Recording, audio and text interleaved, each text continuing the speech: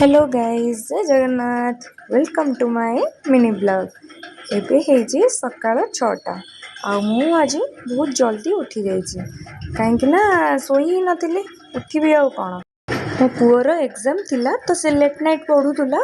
तापर सी शोई मु डर शोइली कहीं मत मॉर्निंग रे उठिबार अच्छी जदि निद न भांगिला ताले सब गड़बड़ हो तो से शोई नथिली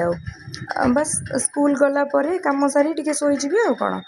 आम माँ मानकर केते कष्ट ना आम माँ मैंने भी ठीक एमती ही छोट बेले आम माँ केते चिड़ती कौन गोटे स्कूल जा ट्यूशन जा पाठ पढ़ कहते हाँ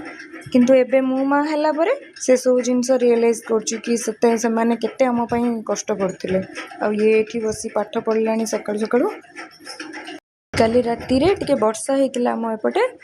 बस आज बुधवार थिला तो आमर आज चिकेन आसीथिला आमिष बारी अच्छी बुधवार अच्छी जदि आमिष न हो तो बुधवारटा बुधवार भाया लगे तो से आमर आज चिकेन आसीथिला चिकेन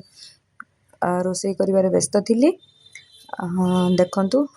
चिकेनटा भल भल देखा कि नहीं मत कमेंट करेंगे फाइनाली चिकेन टी मोर होता